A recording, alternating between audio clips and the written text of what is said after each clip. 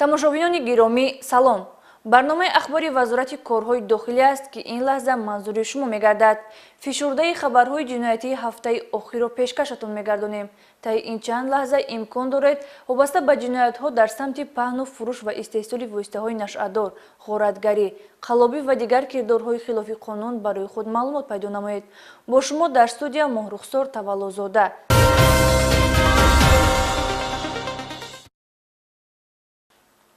ҷинояти қасдан расондани зарари вазнин ба саломатиро як нафар сокини ноҳияи Кушониён содир намуда ба ҷавобгарии ҷиноятӣ ҷалб гардид. боздоштгардида бо ҳамдиҳаи худ муноқиша карда, ӯро латукуб намудааст ки дар натиҷа ҷабрида ҷароҳати вазнини ҷисмонӣ бардошта, айни ҳол дар беморхона бистарӣ мебошад. анъанаи ҳамсоядорӣ яке аз рукунҳои асосии одаму одамгарӣ, афзун гаштани меҳру муҳаббат байни одамон маҳсуб меёбад. дар ин хусус ҳикмату мақолаҳои зиёди мардумӣ низ ҳастанд, ки мегӯянд хона нахару ҳамсоя бихар ва ё ҳамсояи наздик аз хиши дур беҳтар аст. мутаассифона ҳодисае ки дар мавридаш мехоҳем ҳарф бизанем баръакси гуфтаҳои болост. бо ворид гаштани хабари телефонӣ ба шуъбаи вазорати корҳои дохилӣ дар ноҳияи Кушониён оиди муноқишаи 2 нафар сокинони ноҳияи мазкур ва ҷароҳатҳои вазнини ҷисмонӣ бардоштани яке аз онҳо, зимнӣ баргузор намудани чорабиниҳои оперативи ҷустуҷӯӣ аз ҷониби кормандони милитсия, марди 40 сола сокини ноҳияи Кушониён бо гумони қасдан расонидани зарари вазнин ба саломатӣ дастгир карда шуд. муайян карда шуд ки санаи 7 марти соли ҷорӣ тахминан соатҳои 16 Нажотов Қурбоналӣ соли таваллудаш 1985 ва Хидиров Одилҷон соли таваллудаш 1989 сокинони деҳаи Хушвақт, ҷамоати деҳоти Заргар ки дар ҳамсоягӣ зиндагӣ мекунанд, бо ҳамдигар муноқиша намуданд. Нажотов Қурбоналӣ Хидиров Одилҷонро мавриди латукуб қарор додааст ки дар натиҷа ҷабрдида ҷароҳатҳои вазнини ҷисмонӣ бардошта дар беморхона бистарӣ мегардад. мувофиқи санади маркази экспертизаи суди тиббии вилояти Хатлон, ҷароҳатҳои ҷисмонии гирифтаи шаҳрванд Хидиров Одилҷон ба зарари вазнин ба саломатӣ тааллуқ дошта, ба аломатҳои хатарнок будан барои ҳаёт маҳсуб мебошад. Сабаби ҷанҷол барои ному чӣ? Шифри туалет раҳ танг шуда уфта, ман гуфтам ака қамаи сада рехтам, ман раҳ мондагим барои мошини маҳайтак миз кардам. Я трактор гузашта ки лави шифр карда айшавиаму. Ман ами аввали моҳи март ҳамон одам сохтумон дод материал овард, фаҳмондамаш ки амира раҳ дар нарез мисол завал расондеси нисбати ман дафтон кард, ман ҳаволо задам. нисбати гумонбаршаванда Нажотов Қурбоналӣ бо моддаи 110 қисми 1 кодекси ҷиноятии ҷумҳурии Тоҷикистон парвандаи ҷиноятӣ оғоз карда шуда, тафтишот идома дорад.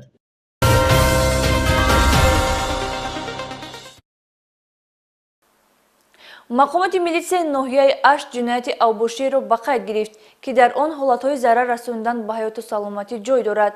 вайрон кардани тартиботи ҷамъиятӣ дар ҳолати мастӣ содир шуда, оқибат ба расондани зарари ҷисмонӣ бо истифода аз корд ва олоти болға анҷомидааст.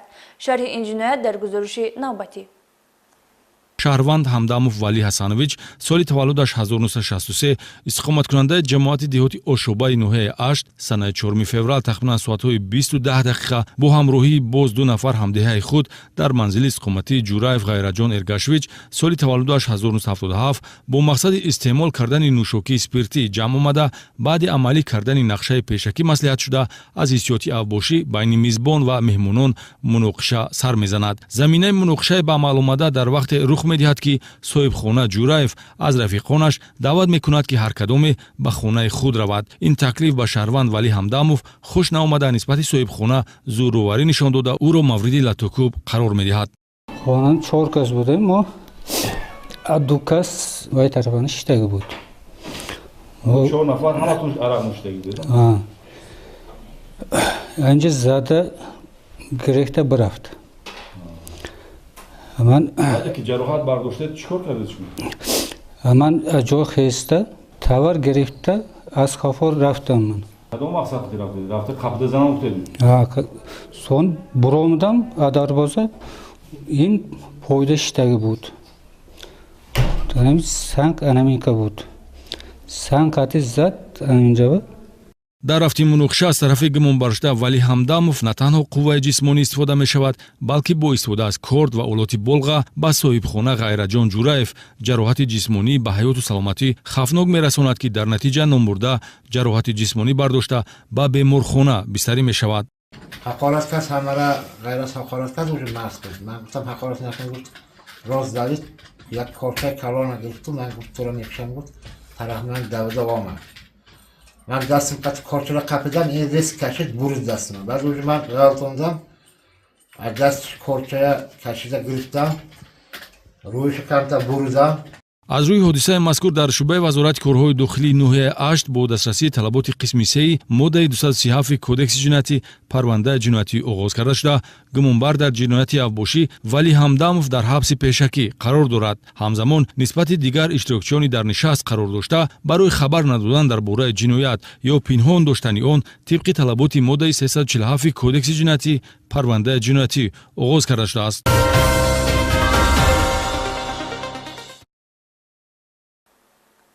дар доираи чорабинҳои оперативии ҷустуҷӯӣ кормандони шуъбаи вазорати корҳои дохилӣ 1 дар ноҳияи Фирдавсӣ боз ҳолати мардумфиребии як нафар сокини шаҳри Душанберо ошкор намуданд. Ин ҳуқуқвайронкунанда дар ҷои зишташ ва маҳаллаҳои гирду атрофи ноҳия бо дохонӣ ва шеваҳои маккоронаи тақаллубкорӣ ва истифода аз ашёҳои гуногуни сахту карахт ба сокинон хизматрасонӣ намуда, даромади пулӣ ба даст омавардааст. Сироҷдини Шакурӣ дар ин бора гузориш таҳиян кардааст. Хулай ҷумсози тенҷаи саломатит хубай. Ина сурата партофтума таганеку кӯя борбиниш чикаб хабарай. Ягон навигари ҳастай, ягон гапи хирсандӣ ҳастай. Худои ҷуни ширини гаҳбонат боша холай ҷунака. Дадистон бихрай шолу да қартан мепартом. ин садои яке аз муштариёни фолбин аст, ки расми шавҳари худро тавассути WhatsApp равон кардаю аз ӯ барои беҳбуд ёфтани муносибатҳои оиладорӣ ва ривоҷу равнақ ёфтани фаъолиятҳои тиҷоратӣ кӯмак металабад. маҳз эътимоду боварӣ ва муроҷиатҳои шаҳрвандон ба фолбинону ҷодугарон аст, ки ин тоифаи муфтхӯрон аз байн нарафта, то рафт дар ҷомеа паҳн гардида истоданд. Кормандони милитсияи пойтахт бо мақсади пурра аз байн бурдани ин амали хурофотию ғайриқонунӣ тамоми чораҳои заруриро амалӣ месозанд.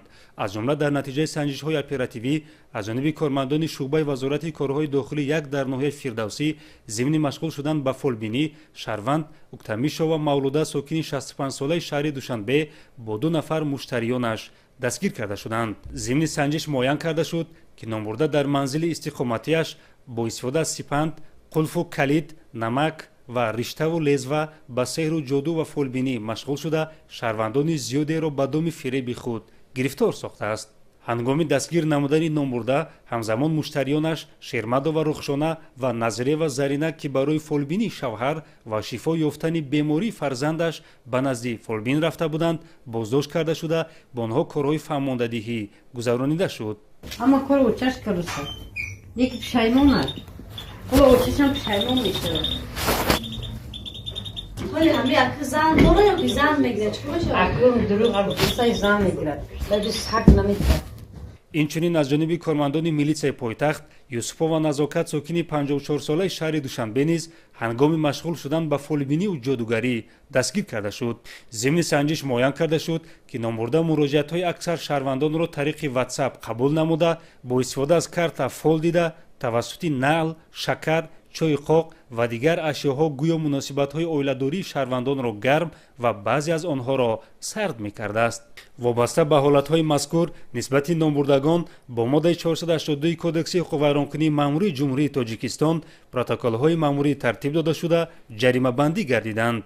бори дигар шаҳрвандон огоҳ карда мешаванд, ки ҳама амалу рафтор ва суханону ваъдаҳои фолбинону ҷодугарон дуруғи маҳз буда, мақсадашон бо ин роҳ фиреби шаҳрвандон ва ба даст овардани манфиати молист. духтар номро гирифт занг зад ки биё шавҳарам рафтагиай, ама хеле гармии хунуки ки шавҳарам ба гарда биёя. Не ки хай омадем кардем, ягон натиҷа надод. барои ҳамин гармии хунуки кардан 200 сомон додагиай. аз ин рӯ аз кулли аҳли ҷомеа хоҳиш карда мешавад, ки барои аз байн бурдани ин амали нодуруст ва тоифаи мардумфиреб ба мақомотҳои ҳифзи ҳуқуқ мусоидат намоянд.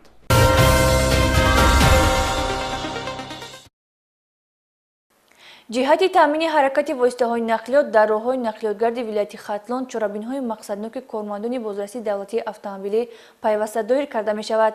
Дар ин раванд таваққуфи нодуруст, вайрон кардани қоидаи ҷойивазкунӣ ва итоат накардан ба олмадҳои қоидаҳои ҳаракат дар роҳ, ҳамзамон гузарондани ҳатмии воситаҳои нақлиёт аз муоинаи техникӣ таваҷҷуҳ бештар аст.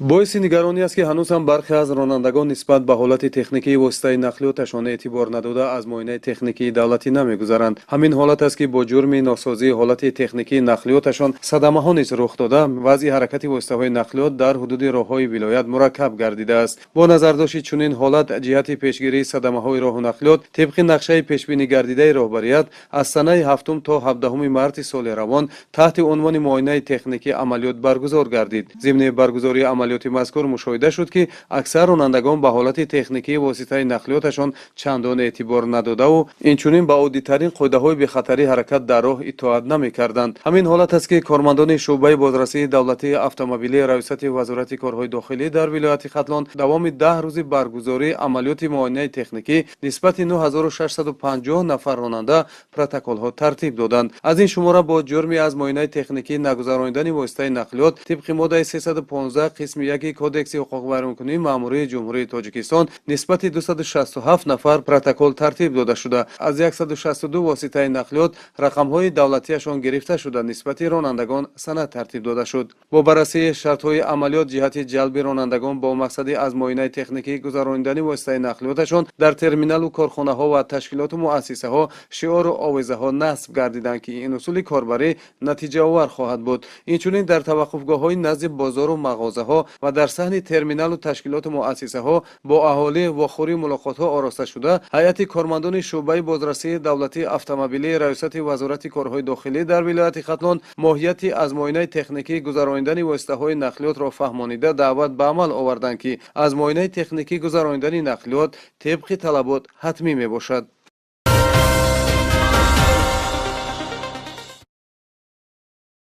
инҷо расидем ба поёни намоиши имрӯза. хайр, то дидори дигар, сарбаланду хунобод бошед.